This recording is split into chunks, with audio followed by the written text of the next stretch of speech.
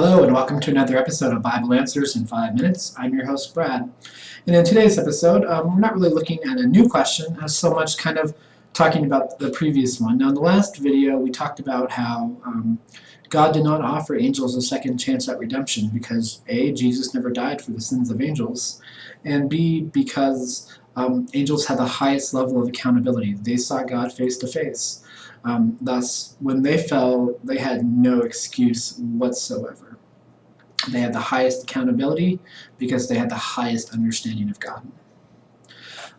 But I do want to look at one more just very interesting thing about that issue. And that is, what did the angels lose, and what are we as Christians going to gain? Now, it's a very interesting thing because in the Bible, there's a word that only appears twice in the New Testament, in the entire Bible rather, for that. And you can see it there. I'm not even going to really want to try to pronounce it, this Greek word, but oikētērion. But what is so fascinating about it, like I said, is that it only appears twice, and that is in 2 Corinthians 5:2 and in Jude 1:6. Now, we looked at Jude before, and back in Jude, we talked about how when the angels did not stay in their heavenly position of authority, but they left their proper dwelling. That word dwelling right there, that's the word we're talking about in Greek. And because they fell, they are placed in chains and in a gloomy darkness until the day of judgment.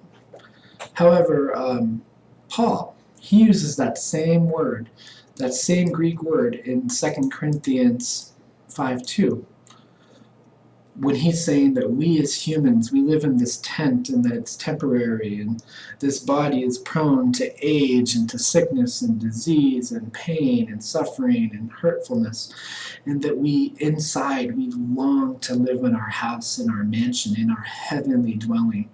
There's this longing inside of us for eternity. Ecclesiastes says that God has put eternity in our hearts. And I found this so fascinating, I wanted to make its own video, that here we have just the contrast, the juxtaposition, if you will, between the angels who fell and we Christians and believers. That which they gave up, the very presence of God in heaven, is what we long for. They gave up their authority, their place, their position. For what? For pride? For themselves? For power? To be their own God? Little g? They gave up all of that to follow Lucifer and all that stuff. But what they gave up is what we as Christian believers aspire to most. To be in the very presence of God. To have no more sickness, no more pain, no more suffering, no more death in this world.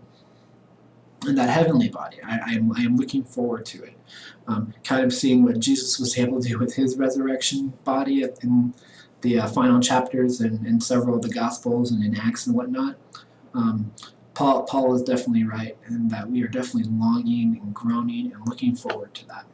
So I just thought this is cool. It's just kind of an extra tag on that what the angels lost is what we aspire for. And I think that's just a very fascinating thing. Makes it even sadder in some ways for them, but such a great blessing for us. And I can't wait. I hope you like this video. Simple, sweet, and to the point. If you like, remember to subscribe, follow us on YouTube, link us up on other social media. Any questions you have, put them down in the comment section below. Other than that, have a great day, guys, and I'll see you next time. God bless.